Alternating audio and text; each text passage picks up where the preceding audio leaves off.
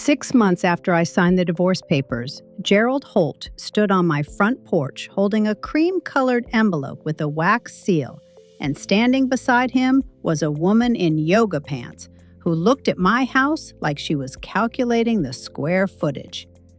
In my arms, I held a 7-week-old infant who smelled like talcum powder and had my daughter's exact nose. Jerry's mouth opened, closed, opened again like a fish that had been dropped onto dry land. The woman beside him said, "Oh," in the particular tone of someone whose entire worldview has just shifted 2 degrees off its axis and who does not yet understand that it will keep shifting. I thought, good. I looked down at little Owen, who was asleep and knew nothing of any of this, and I said, "You should have called first." But that was the ending, or rather, it was the beginning of the ending. The actual beginning was 34 years before that, on a Tuesday in April, when I was 34 years old and believed, with the absolute sincerity of someone who had not yet been taught to doubt, that Gerald Holt was a man worth building a life around. But let me start a little further back, not at the wedding. The wedding is too easy, all dressed up happiness and borrowed symbolism. But on an ordinary Thursday in November, 7 months before that porch scene, when I still lived in the house on Elm Haven Drive that Jerry and I had bought in 1998, and which had a front porch swing I had repainted 4 times over the years, each time a slightly different shade of green, because I could never quite get the color right, and I kept trying. I was painting it again that Thursday. It was the 5th time. I had decided the color was called sage, not fern as I had thought in 2019. And I had mixed the paint myself at the hardware store with a young man named Tyler who was very patient about it. And I was standing on the porch in my oldest jeans with a brush in my hand when Jerry came out the front door with his coat on and his car keys already out, and he said he was going to be late. There was a thing at work, not to wait up. I did not ask what kind of thing. That was not unusual. Jerry had always had a lot of things. I had long since stopped cataloging them. "Take an umbrella," I said. "It's going to rain after 4. He did not take an umbrella. He kissed my cheek in the absent, perfunctory way of someone kissing a door frame, acknowledging its presence without really seeing it, and walked to his car, and I went back to painting. And the rain came at 4:15, and I finished the porch and went inside and made a pot of lentil soup and called my daughter Stephanie in Portland, and we talked for 45 minutes about her job and her apartment and the man she was seeing and a recipe for roasted squash she had found. And it was an ordinary evening in what I believed, with full conviction, to be an ordinary life. I should tell you about Stephanie. She is 39 years old, and she has my mother's red hair and Jerry's height and a laugh that fills whatever room she's in. The kind of laugh that makes strangers look over and smile without knowing why. She has been a pediatric occupational therapist for 11 years. She is good at it in the way that people are good at things when the work is actually their calling and not merely their employment. She lives in Portland, Oregon, in an apartment she chose because it has a kitchen with a proper island, and she makes things in that kitchen. Complicated, beautiful things, the way some people make music. Her son, Owen, was born 8 weeks premature in the first week of February, and she was alone when she delivered him because the man she had been seeing turned out to be, as Bet would later put it, a decorative object with delusions of personhood. And she was alone in the NICU for 3 weeks, watching her son breathe through a tube the diameter of a coffee straw. And she did not tell me until he was stable, because she did not want me to worry during the divorce. My daughter protected me from news of her newborn son's NICU stay because she did not want to add to my burden. I want you to sit with that for a moment. I found out in January when the divorce papers were filed and the house was going through the process of being valued and divided and assigned and transformed from a home into a line item. And Stephanie called me and said, very carefully, in the voice she uses when she is saying something she has rehearsed, "Mom, I need to tell you something, and I need you not to panic." And then she told me about Owen, and about the NICU, and about the weeks she had spent driving to the hospital every morning at 5:30 to hold her son against her chest and read to him from a book of Mary Oliver poems, because she had read somewhere that premature infants responded to consistent voices and rhythmic language. He was stable now. He was home. He was 7 pounds, 4 ounces, and had a grip like a small but determined vice. I sat on the kitchen floor. Not because my legs gave out in any dramatic fashion. I lowered myself quite deliberately because I needed to be in contact with something solid. The kitchen floor was cold through my jeans. I could hear the hum of the refrigerator, which had been humming slightly off-key for 3 months, and which Jerry had promised, twice, to have looked at. The refrigerator was still humming. Jerry was still not fixing things, and my daughter had spent the worst weeks of her life alone, an hour behind in time zones because she hadn't wanted to add to my troubles. I pressed my hand flat against the cold tile and breathed very carefully, the way my doctor had told me to breathe during the months when I was first sorting out what my marriage actually was. And I thought, enough. Not dramatically, not with clenched fists or a storm of tears, just enough. The divorce had been finalized in late January. Jerry had wanted it to be clean. That was the word he used, clean, as if the 34 years of our life together were a wound that needed to be tidied up. He had a lawyer, a very organized young man named Bryce, who wore extremely tight suits and carried his briefcase as if it were a fashion accessory. I had declined to hire my own lawyer initially. I had agreed to the terms he proposed. The house would be sold, proceeds split 60-40 in my favor to account for the market work I had done maintaining the property.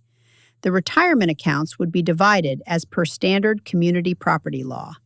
I would keep my car and my jewelry and the contents of my studio. I paint watercolors, nothing serious, just for myself.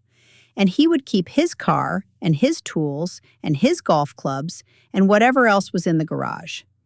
It all seemed reasonable. It seemed like the kind of divorce that would be discussed in hushed, approving tones at dinner parties, as an example of 2 mature adults handling an impossible situation with dignity. I said, fine. I signed. I moved out of the house on Elmhaven Drive and into the rental on Crestwood Lane 3 miles away. A 2-bedroom with a kitchen that smelled of someone else's previous life and a backyard with a clothesline I never used. What I did not know when I signed was the memorial account. I'm getting ahead of myself.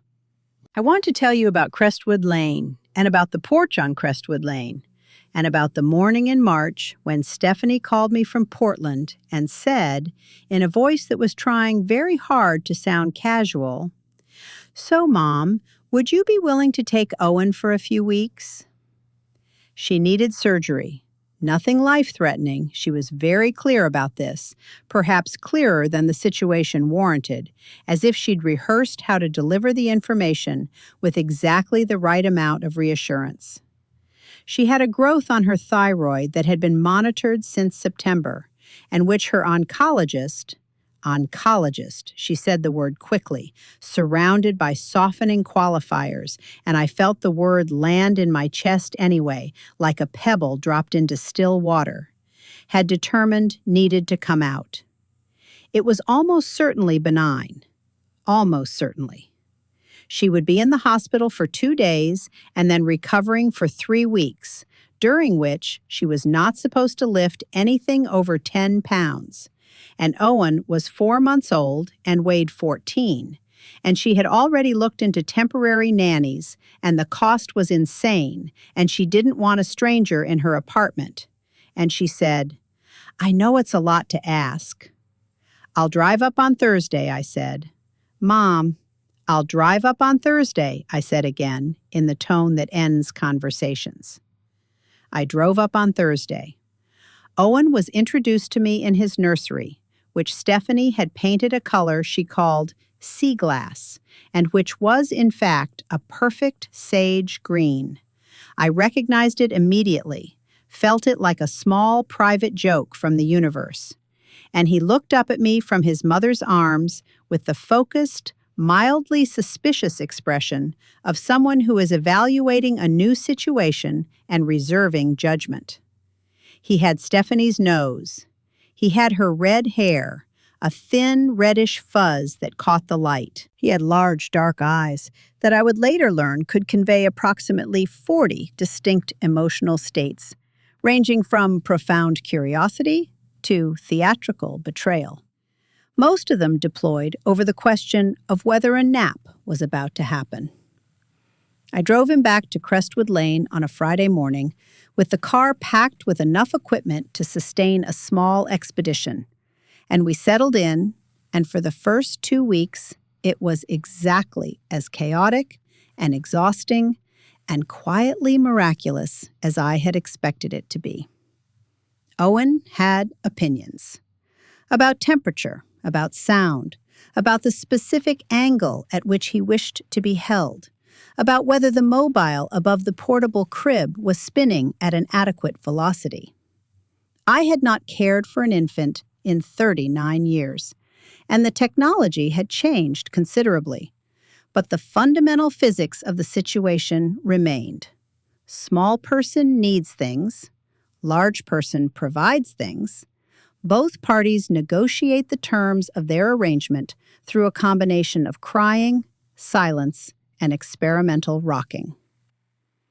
My neighbor directly across the street was a young woman named Priya, 28, who had a toddler of her own, and who came over on my second day with Owen to deliver a casserole and the social offering of, "If you ever need anything, I mean it, just knock."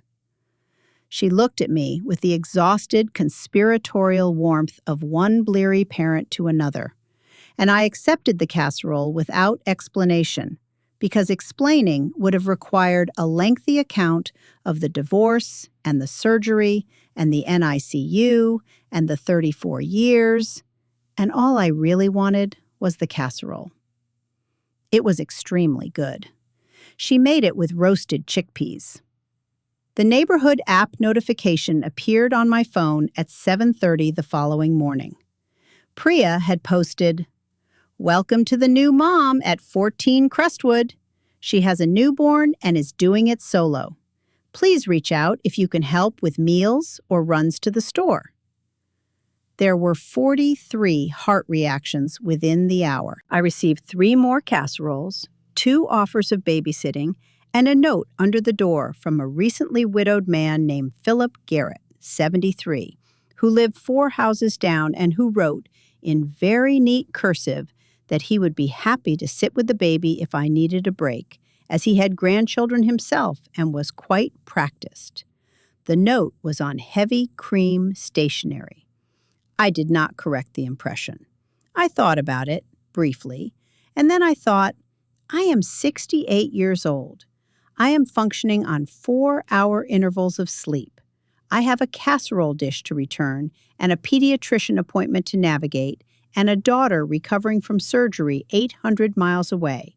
And if the neighborhood wishes to organize around the image of a tired young mother, that is their prerogative, and I will not deprive them of it. Betty, from directly across the street, she had lived at 11 Crestwood for 9 years, long before me.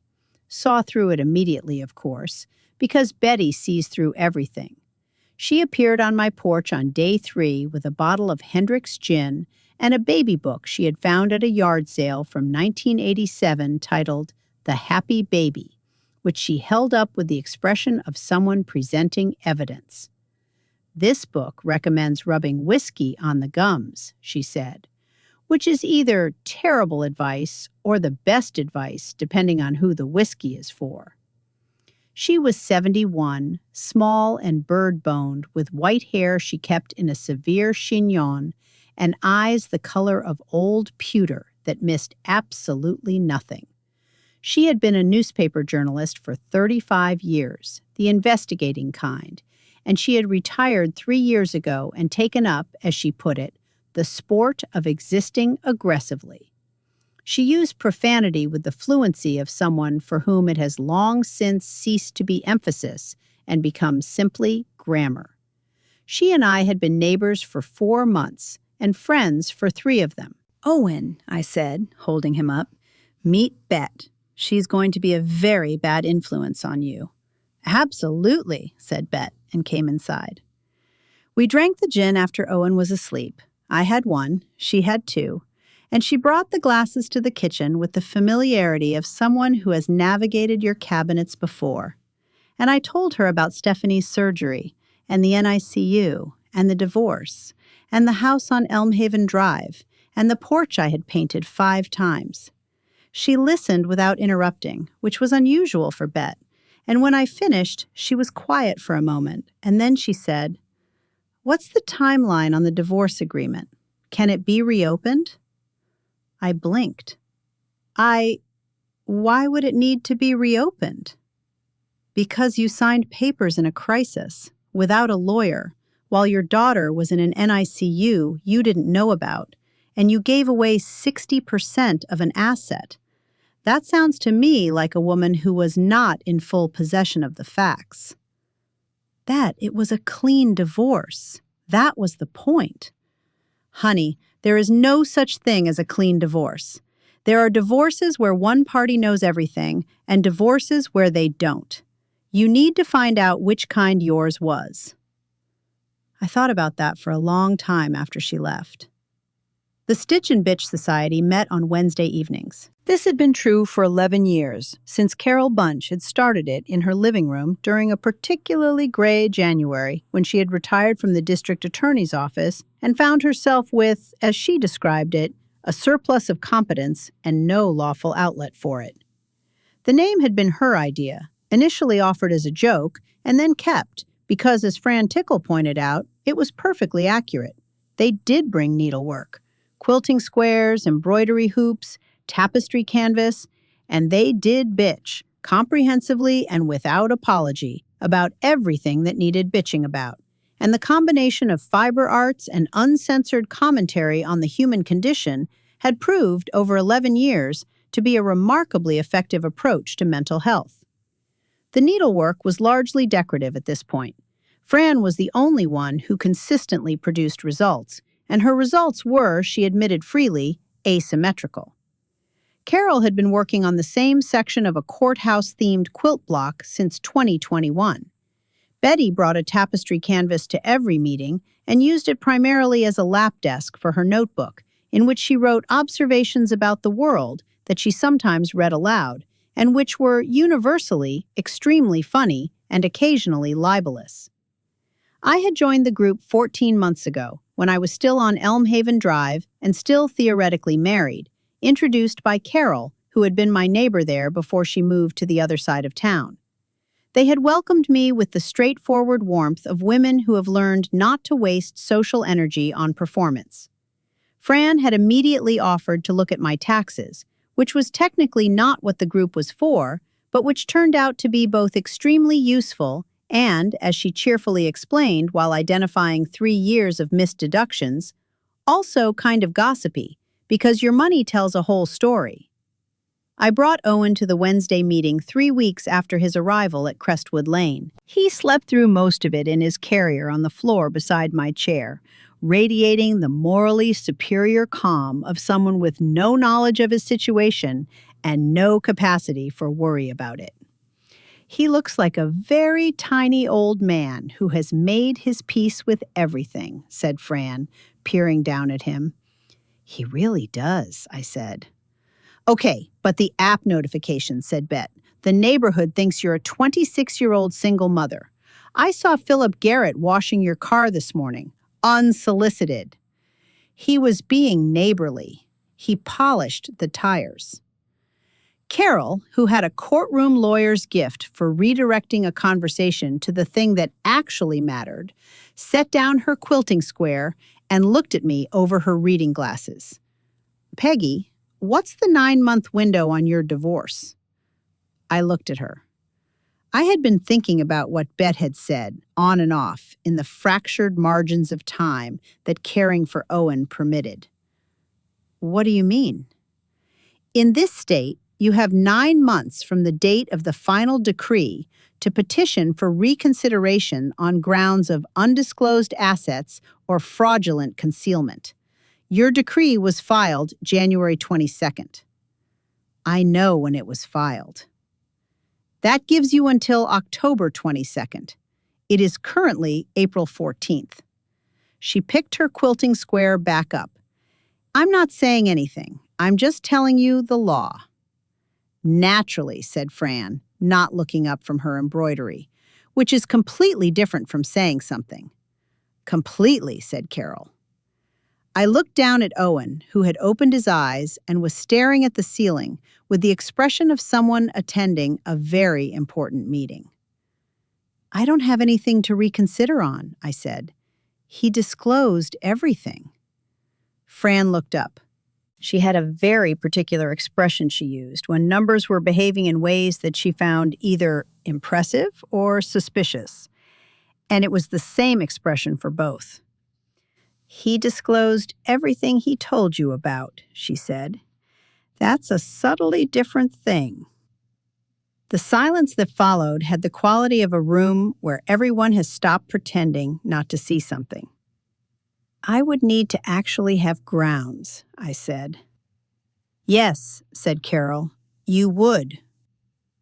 I went home that night and put Owen down and stood in the kitchen for a long time in the dark, not turning on the lights, because something in the specific darkness of the kitchen felt honest in a way that light would have interrupted. The refrigerator hum had followed me from Elmhaven Drive. Not literally, it was a different refrigerator, but the memory of it was there, that slightly off domestic hum that means something needs fixing and nobody is fixing it. I thought about Fran's expression. I thought about 34 years of financial records that I had never reviewed in detail because Jerry handled the money. That was the arrangement. He was organized and good with numbers, and I was good with other things. And it had seemed reasonable, a fair division of labor. I thought about how many things had seemed reasonable. I did not sleep well that night. Owen woke at 2 and again at 4:30, and between those wakings, I lay in the dark and thought about what I might not know. It was Fran who found it. She found it in 17 days, which she later described as embarrassingly long, actually, given how obviously it was sitting there once I knew to look. She had asked me, at the Wednesday meeting following the Owen conversation, whether she might take a peek at the financial disclosure Jerry had submitted to the court as part of the divorce proceedings, just to check the formatting, which was the kind of phrasing Fran used when she intended to do something considerably more thorough than the words suggested. I gave her the documents. I did not ask exactly what she was looking for, because I found in those weeks that I needed to stay at a slight remove from the looking. I needed someone else to look first and then tell me what they had seen, so that I could absorb the information without also having to absorb the experience of finding it. She came to the Wednesday meeting with a printed spreadsheet in a clear plastic folder and an expression that sat directly on the border between professional dispassion and personal fury. "So," she said, setting the folder on the table without opening it yet, "I'm going to ask you about something, and I want you to take a moment before you answer. Is there any reason you know of that there would be a charitable trust account in the name of Gerald Holt, Sr.? I frowned. "Jerry's father?" "Jerry's father, deceased 1997. The account was opened in 2014, which was," she glanced at her notes, 17 years after his father's death. I sat with that for a moment. Jerry's father died in 1997. His mother died in 2003. I know, the account is in his father's name, but the authorized beneficiary listed in the original trust documents is, she opened the folder, the Gerald K. Holt Memorial Foundation for Cultural Enrichment, which has no public tax filings, no website, no officers of record, and appears to have only one financial activity: regular monthly transfers of approximately $2,400 from a joint account that I can link through 3 intermediate steps to the Holt household operating account. The room was very quiet. I was aware of Owen making a small sound in his carrier, recalibrating in sleep. I was aware of Betty, across from me, absolutely still. $2,400 a month, I said, for 8 years, since April 2014. Fran closed the folder. That's $230,000, plus or minus, depending on the months.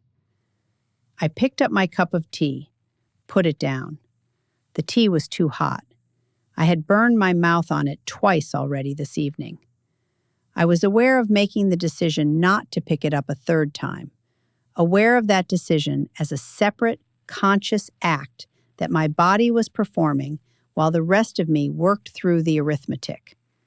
$230,000, $2,400 a month for 8 years, beginning April 2014, which was, I counted backward, 6 months after Jerry had told me he wanted to reduce their retirement contributions because of market volatility. I had not questioned it. I trusted his financial judgment. I had been trusting his financial judgment for 30 years by then. It was simply the arrangement. "Courtney?" I said. It wasn't a question. Fran looked at me. "The lease on a condominium in Riverview Hills, 4 miles from your house on Elm Haven Drive, was held under a corporate entity called Holt Cultural Properties, LLC, until January of this year, when it was transferred to a personal lease in the name of Courtney Vane." The room absorbed this. Betty exhaled through her nose, a sound she made when something confirmed a theory she had already formed. "So she wasn't new," said Carol, who had not moved. "No," I said. "She was not new." This is the thing about a revelation that arrives in the form of accounting. It doesn't hit you the way you expect betrayal to hit you. There was no sharp crack, no physical sensation of impact. It was more like watching a photograph develop, shapes emerging gradually from blankness, detail resolving out of blur, and you realize as the image sharpens that you have been looking at it for a long time without knowing what you were seeing. Jerry handling the money. Jerry being organized. Jerry's reasonable explanations for things, his reassuring command of the details. I had trusted his competence the way you trust a structure that holds your weight, not because you have examined the engineering, but because it has not yet failed. And now I understood that I had been standing on something that was not what I thought it was, and the only reason it had held was because he needed it to hold while he was still inside it. I thought about the clean divorce. The word suddenly had an entirely different meaning. He had wanted it clean because a clean divorce, agreed and signed and finalized, is one where neither party goes back and looks at the money. He had been counting on me to cooperate with the narrative of dignity. He had been right to count on it. Until now. "I need a lawyer," I said. "I have someone in mind," said Carol. Her name was Margaret Finch, Maggie, 52, sharp as a new blade, practicing family law for 24 years. She had an office in the Taft Building downtown with a view of the parking garage and a wall of framed commendations that she didn't mention, and a coffee machine that made excellent espresso. She reviewed Fran's documents in 37 minutes, taking notes on a yellow legal pad in a handwriting that was small and extremely fast. And when she finished, she set the pad down and looked at me across her desk with an expression that was professionally neutral and personally something else. "This is straightforward," she said. "He committed fraudulent concealment of marital assets in the divorce proceeding. The trust account was established using marital funds, maintained using marital funds, and not disclosed in the financial affidavit he filed with the court. That's not a gray area." She picked up the legal pad. "We petitioned to reopen the decree under fraudulent concealment. Given the scale of what's here, we're talking about the 60-40 split being invalidated entirely, the undisclosed 230 going on to the asset ledger, potentially disgorgement of the transfer amounts, and depending on what else is in those accounts," she looked at Fran's spreadsheet, "there may be more. Has anyone looked at the other accounts?" "I've started," said Fran from beside me, where she had come as, in her words, technical support. Maggie looked at Fran. "How fast can you work?" "I found this in 17 days with partial access," said Fran. "With subpoena power, I'd say 3 weeks." "We have until October 22nd to file the initial petition," Maggie said. "I'll need your full analysis by mid-September." I had said almost nothing since we sat down. Maggie looked at me. "Mrs. Holt, are you all right?" "I'm fine," I said. "How long will this take?" "To full resolution? 8 to 14 months. But the petition filing establishes our position. Once it's filed, the clock is his problem." I thought about Jerry, somewhere across town in his apartment, planning a wedding, believing that he had gotten away clean. I thought about $2,400 a month, 8 years, a dead man's name on a bank account, a condo 4 miles from our house. I thought about the word clean. "File it," I said. I came home to find Owen asleep in his carrier on the living room floor, with Betty sitting beside him reading the newspaper, because Betty had a key to my house. I had given it to her after the first week on the grounds that it was useful to have a neighbor who could check on things, and she had accepted it on the grounds that she was not going to use it for anything weird. And she looked up when I came in and read my face with the accuracy of 35 years of journalism. "You found something," she said. It was not a question. "We found something," I said, and put my bag down and went to put the kettle on. And I told her about the Gerald K. Holt Memorial Foundation for Cultural Enrichment and the $230,000. And while I talked, I was aware of Owen breathing softly in his carrier, and the kettle heating, and the ordinary evening sounds of Crestwood Lane coming through the windows. And I had the strange sensation of standing in 2 timelines simultaneously. The one where I had believed my life was one thing, and the one where I was beginning to understand what it actually was. "Cultural enrichment," said Betty. He named his Mistress fund after his dead father." "Yes. That is genuinely impressive as a human being. Not in a good way. Impressive the way a sinkhole is impressive. You look at it and think, how did this get this deep without anyone noticing?" I made the tea. I gave her a cup. We sat at the kitchen table while Owen slept, and outside the evening light moved through the leaves of the maple in the backyard. And I thought about the porch swing on Elmhaven Drive. 5 shades of green, none of them quite right. It was on a Thursday morning, 6 weeks after our meeting with Maggie, that Jerry came to the door. I had not told him about Owen. There had been no reason to tell him. Owen was not his grandchild in any sense that the law recognized, or that Jerry had earned. And the situation was temporary, and I had, without articulating it clearly to myself, simply decided not to give him information. Information was the thing Jerry had always used to position himself.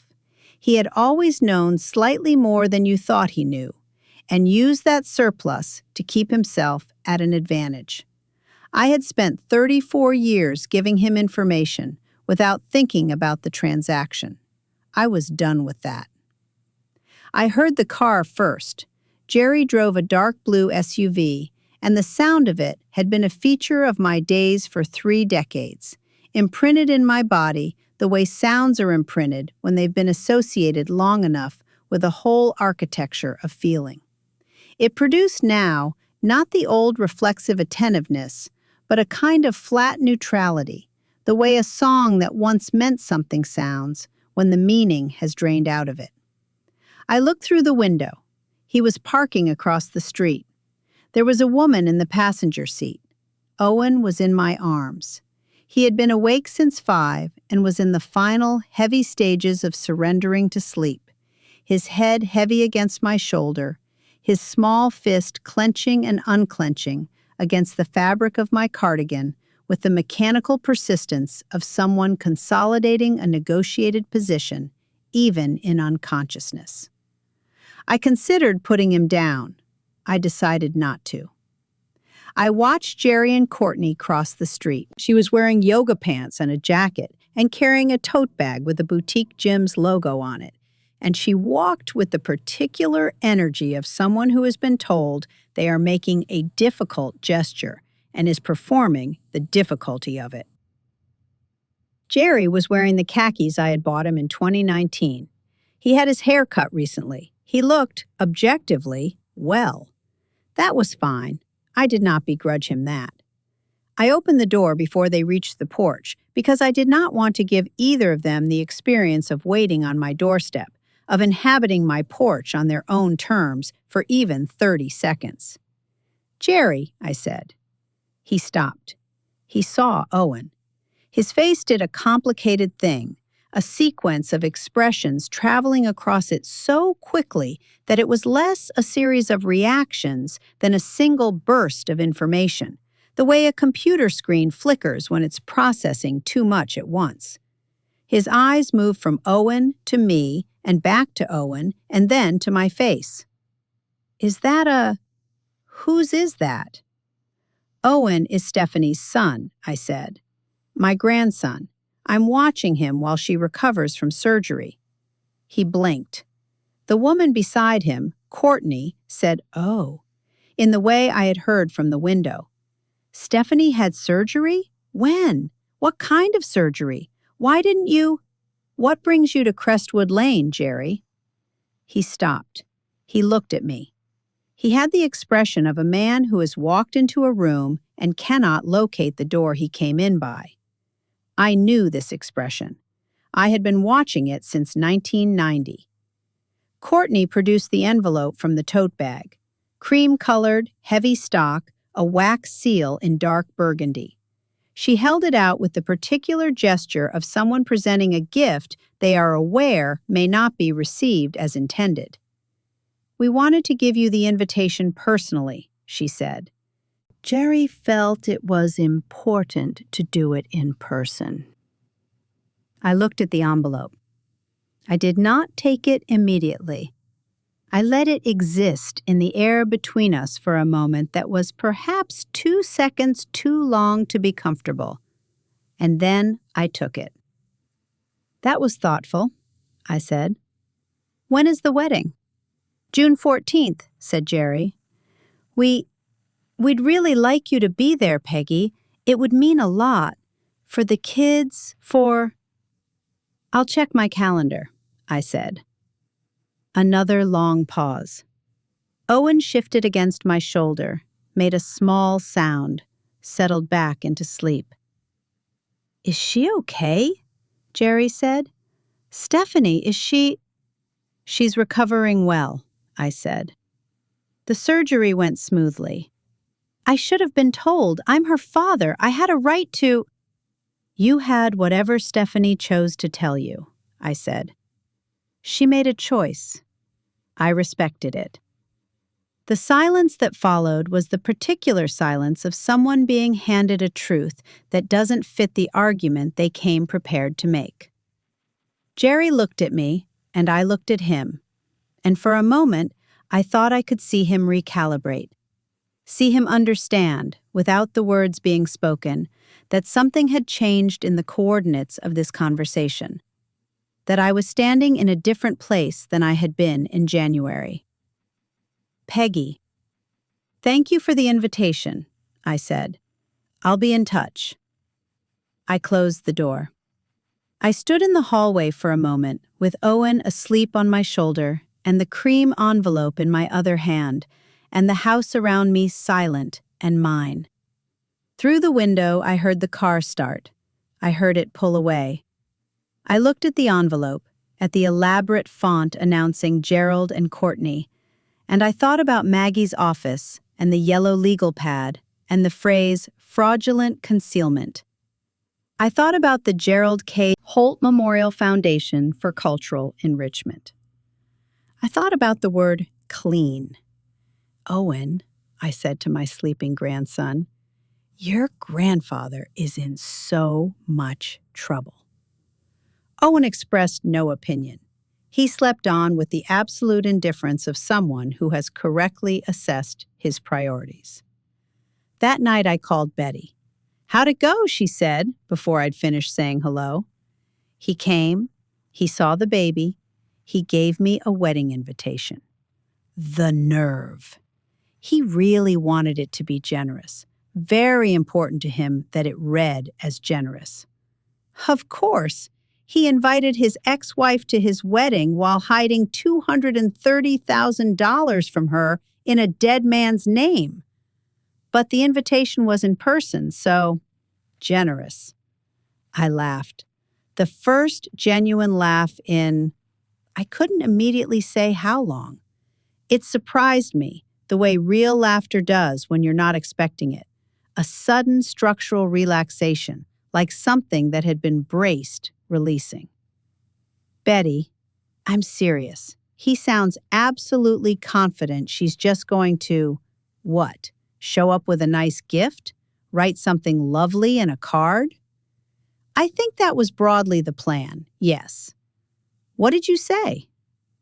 I said I'd check my calendar. A beat. Then Betty made a sound that was not quite a laugh and not quite a word, but was deeply, specifically expressive. Oh, I love you, she said. Go to sleep, Betty. I will absolutely not go to sleep. I'm going to sit here and imagine his face for a while. Good night. I put Owen down at 9. He went without argument, which I had learned to regard as either a gift or an omen, and I stood in the darkened nursery for a moment listening to him breathe, and then I went to the kitchen and made myself a cup of chamomile tea and sat at the table and opened the wedding invitation. It was beautiful in an expensive, impersonal way. Letterpress printing, soft ivory paper, a script font that had cost someone a considerable amount of thought. Gerald Warren Holt and Courtney Renee Vane. June 14th, the Whitmore Estate, Lakewood. Cocktails at 5, ceremony at 6, dinner to follow. I thought, the Whitmore Estate costs $12,000 to rent for a Saturday in June. I knew this because I had looked into it, years ago, for Stephanie's hypothetical future wedding, and had been told the price, and had filed it in the back of my mind the way you file things that are beautiful and more expensive than they should be. Jerry had rented the Whitmore Estate, with money from the joint retirement account, presumably, the portion that had been transferred to him under the clean divorce settlement. The clean divorce settlement in which he had disclosed everything he chose to disclose. I refolded the invitation. I put it on the counter. I drank my tea. The next 3 weeks were a particular kind of strange. The daily life of caring for Owen, which was immediate and physical and demanding, and which organized time into a series of concrete, manageable intervals: feed, sleep, walk, change, soothe, repeat, running in parallel with the slow, careful work of Maggie and Fran, which was abstract and financial and dealt in documents and timelines and the cold architecture of what had been done and what could be proven.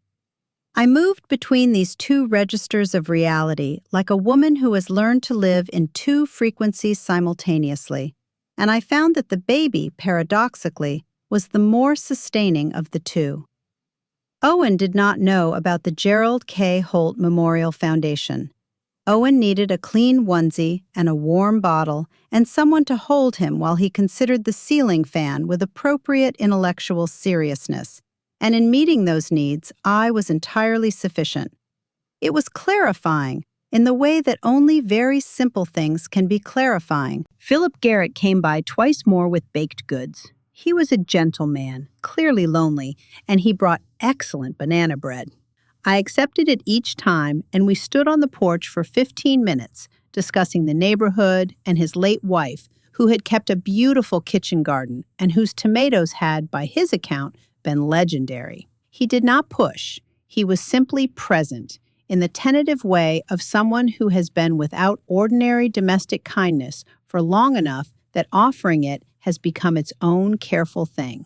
I was kind in return and did not correct the impression about Owen, and thought that at some point I would need to set that record straight, and that the moment for it had not arrived.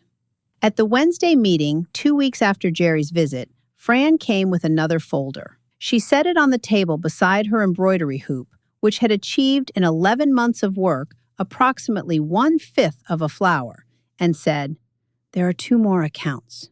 "Of course there are," said Carol. "Both opened before the Memorial Trust. One in 2009, one in 2011. The 2009 account was closed in 2014, which is when the Memorial Trust opened. I think it was used to establish the pattern before he shifted to the more concealed structure." She opened the folder. "The 2011 account is still active. Different beneficiary structure. This one is titled," she checked, "Holt Family Future Fund." "Jesus Christ," said Bet. "He had a theme," said Carol. "Very committed to the branding." "How much?" I asked. "The 2011 account has a current balance of $87,000. I can't trace the full input history without the subpoena, but based on what I can see from outside, deposits were irregular, larger amounts, less predictable. Bonuses, possibly, end-of-year transfers." Fran looked at me. "Peggy, the total undisclosed assets we can currently document are approximately $320,000. I held my embroidery hoop. I had brought it to every meeting for 4 months and had managed, in that time, to complete 1 purple flower, slightly lopsided, which I privately thought had a certain charm. I looked at it now. $320,000, I said. Plus ongoing transfers to the trust that continued up until February of this year, which is, she checked, 1 month after the divorce was finalized. The embroidery hoop was smooth against my palms. I was thinking about the porch swing, the 5 shades of green, the way I had never quite gotten it right, but had kept trying. I was thinking about 34 years of trusting the architecture of someone else's competence. I was thinking about the word clean. "Send everything to Maggie," I said. "Already did," said Fran. "While you were at the doctor's on Monday." I looked at her. She was threading a needle with the particular concentration she gave to tasks she considered beneath her abilities but necessary to perform. She did not look up. "Fran? Thank you. Buy me a better embroidery hoop at some point," she said. "Mine is from 2003, and it's warped." Maggie filed the petition to reopen the decree on September 18th, with Fran's full analysis appended as Exhibit A through Exhibit F. It was a 43-page document. It detailed the Gerald K. Holt Memorial Foundation for Cultural Enrichment, the Holt Family Future Fund, the earlier 2009 account, and the complete 8-year pattern of transfers. It named Jerry as having committed fraudulent concealment in the financial disclosure he submitted to the family court. It requested full reconsideration of the asset division, disgorgement of the transferred amounts, and attorney's fees. It was filed at 9:17 in the morning, and at 9:43, Jerry's lawyer, Bryce, called Maggie's office. He wants to know if there's a path to settlement, Maggie told me that afternoon. There is, I said. The path is that he pays what he hid. I'll convey that. Maggie, what about the wedding? The wedding is his problem. If he's writing checks to settle a $320,000 concealment finding, June 14th is going to be an interesting day, regardless of where he holds it. The Wednesday before Jerry's wedding, the Stitch and Bitch Society met at Carol's house, which was the largest of their regular venues and which had a dining room table that could seat 8 comfortably, and which Carol had set with a clarity of intent I recognized. This was a meeting at which things were going to be decided, and the table setting reflected the gravity of the situation, which was to say that there were extra napkins and a second bottle of gin. Betty arrived with a bottle of Sipsmith and the energy of someone who has been saving something. Okay, so I may have made a call. Of course you did, said Carol. Betty, I said. I called Rhonda Holt Marsh, Jerry's sister. We have met twice at your house at Christmas. I remembered her because she was extremely disagreeable the first time and aggressively pleasant the second time in a way that was somehow worse. I called her to see if she might have information relevant to the timeline. Betty, she does. She absolutely does. She was extremely reluctant to share it. And then I asked one question about whether she had known about Courtney before the divorce, and she said, Betty paused for effect. And I'm quoting directly, Gerald didn't exactly hide it, is all I'll say. It was always a matter of when, not if. And then she stopped, and I said nothing, and she kept talking for another 11 minutes.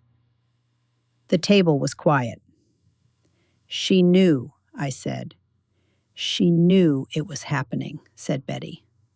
She didn't know the financial details, but she knew Courtney existed for years. I thought about the 2 Christmases in question. I could see Rhonda at my kitchen table, reaching for the potatoes, saying something to Jerry in a low voice that I had not caught. I had thought nothing of it. Siblings have private communication. That was not unusual. Except that it was not private communication about a childhood memory or a family matter.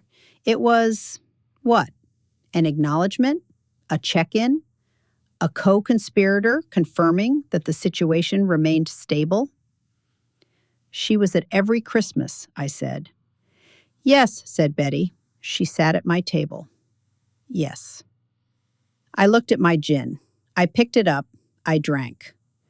So the sister knew, said Fran, in the tone of a bookkeeper adding a line item to a ledger that was already substantial. The sister knowing doesn't change the legal position, said Carol. But it's useful context. There's something else, said Betty, and her voice had shifted from the bright, quick energy of the story to something slightly quieter.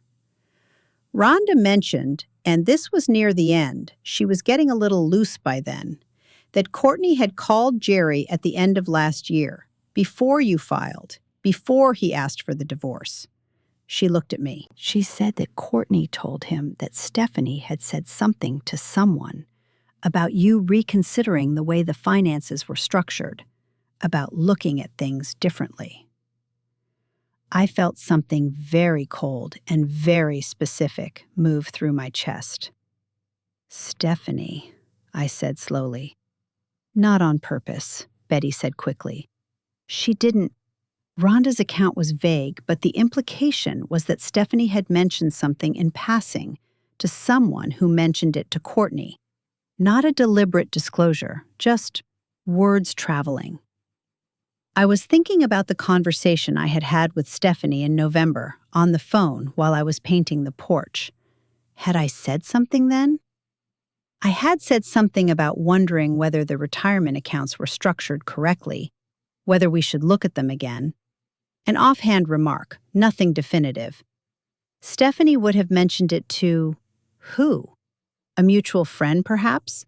Someone who knew Courtney? Words travel in the way that water travels, through invisible channels, by routes you cannot predict, arriving in places you never intended. He filed for divorce because he thought I was about to look at the money, I said. That's my reading, said Betty. It was preemptive, said Carol. He moved first to control the process. The clean divorce, I said. The clean divorce, Carol agreed. I sat with this for a long moment.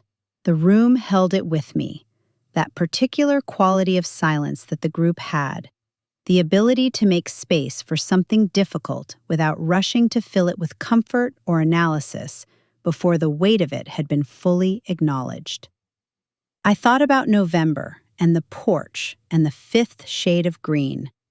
I thought about all the things I had said without knowing who was listening. He's been playing this game for 8 years, I said finally, and I've been sitting at the board the whole time not knowing we were playing. Yes, said Bet. Well, I said, I know we're playing now. Fran topped up my gin without being asked.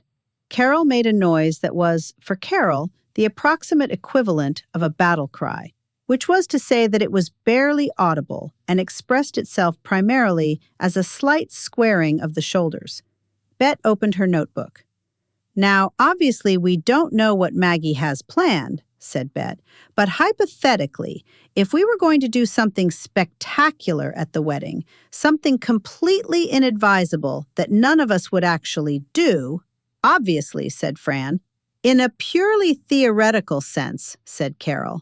I was thinking we could hire a skywriter, said Bet.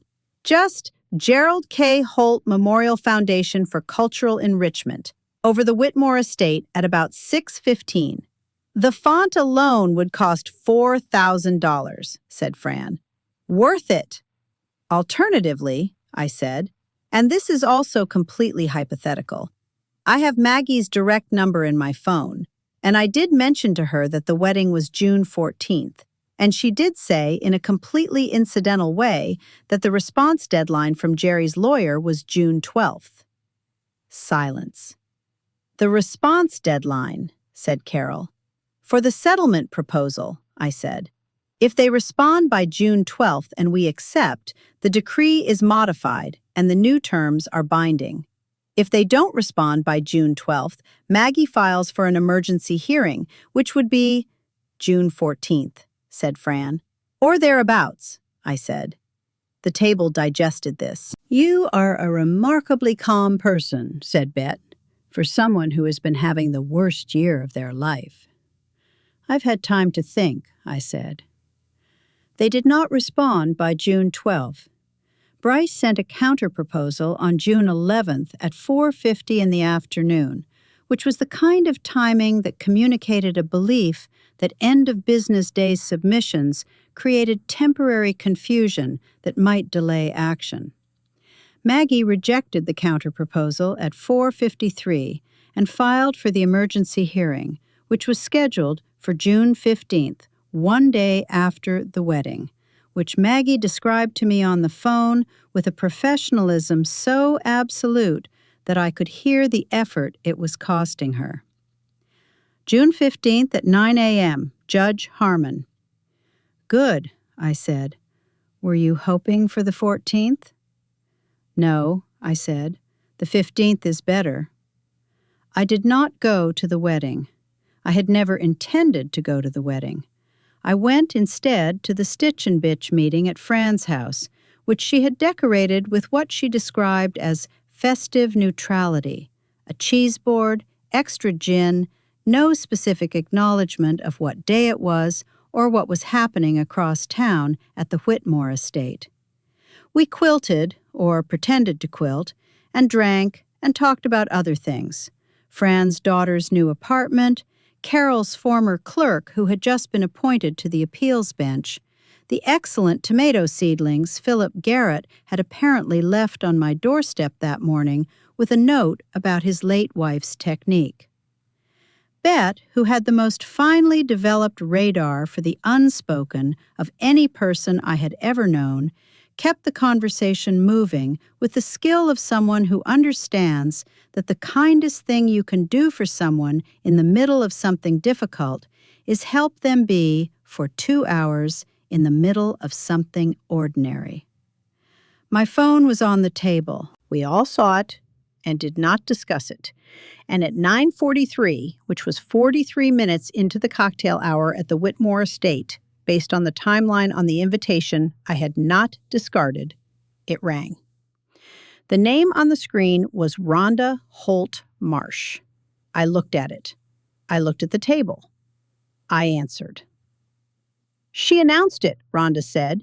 "Courtney, at the cocktail hour. She told people. She just stood there and told people that Gerald was fighting a lawsuit. His ex-wife, she said. A money dispute, she said.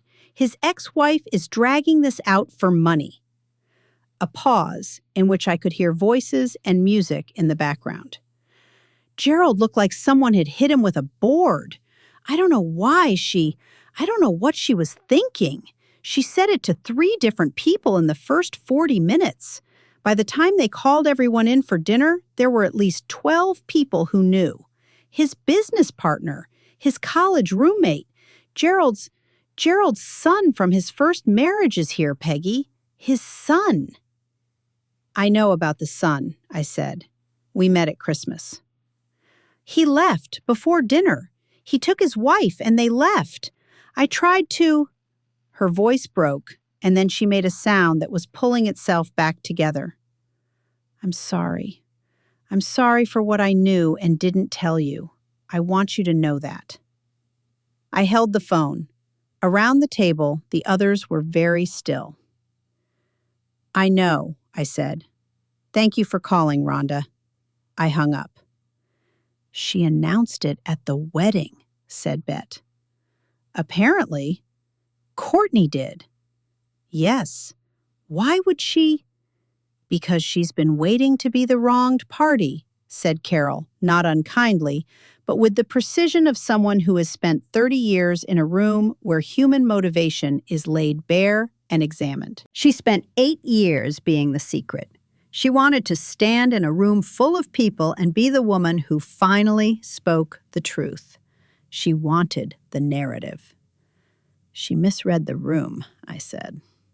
"She misread everything," said Carol. The hearing on June 15th lasted 4 hours. Maggie had prepared a presentation that covered the trust accounts, the Holt Family Future Fund, the pattern of transfers, and Fran's complete analysis.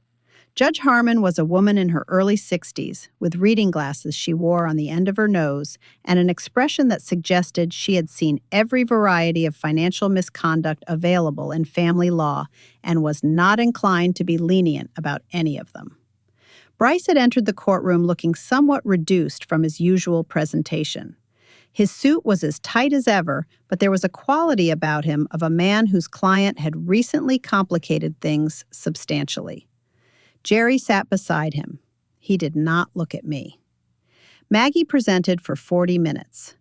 Bryce had very little to offer in response, because there is very little to offer in response to a 43-page document backed by 6 exhibits and 3 years of bank records. The judge asked several questions, all of them extremely specific, and Bryce answered them in the careful way of a lawyer who is attempting to minimize damage to a position he has privately assessed as indefensible. Jerry sat with his hands flat on the table in front of him in the posture of someone doing the internal arithmetic of how much this is going to cost. At 1:47 p.m., Judge Harmon set down her reading glasses, looked at Jerry over the top of the table, and said, "Mr. Holt, you represented to this court in your original financial disclosure that you had fully disclosed all marital assets. The evidence presented today suggests that representation was materially false. The concealed assets total, by the petitioner's analysis, $342,000, including accrued interest. The court finds that the original decree was obtained through fraudulent concealment and is accordingly vacated. The parties are to return for asset division proceedings in 60 days, at which time the full undisclosed amount will be added to the marital estate for division. She picked up her pen. The sound of it was extremely loud in the specific silence of a room where something has just ended. This court further notes that the pattern of concealment in this case spanned a period of 8 years and involved at least 3 separate financial structures, which suggests a level of premeditation that the court finds particularly troubling. I expect full financial transparency in the subsequent proceedings. She stood. Everyone stood. And I stood there in that courtroom and felt something I had not expected to feel. Not triumph, not satisfaction, not the sharp, clean pleasure of a narrative resolved. Something quieter. Something more like the sensation of putting down a heavy bag that you had been carrying for so long you had forgotten its weight, and standing up straight for the first time, and finding that your spine remembered how. I thought about the porch swing, 5 shades of green, none of them quite right. I thought about the word clean. Outside the courtroom, in the hallway, Maggie said, "The 60-day proceeding will be straightforward. He has a narrow range of options, and none of them are good for him." She paused. "How are you?" "I'm fine," I said. "I need to pick up my grandson." Maggie smiled. It was the first time I had seen her smile in 4 months of working together, and it was a good one. "Go," she said. Stephanie came to get Owen on the 4th of July. I drove to the airport and met her at arrivals, and she came through the doors looking 3 weeks healed and completely herself. Tall, red-haired, with the slightly dazed, tender expression of someone who has been away from their child and is about to be reunited.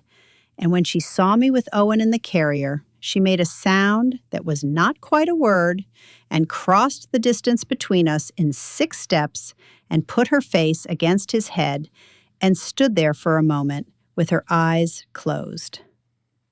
"Hi, baby," she said. "Hi." Owen, who had been awake and monitoring the airport ceiling with professional interest, refocused his attention downward at the sound of her voice, and his face did a thing I had been watching it do for 2 months, a sequence of processing, recognition, and then something that was, at his age and with his still-forming emotional vocabulary, probably the nearest available approximation to relief. We drove to Crestwood Lane. I made coffee.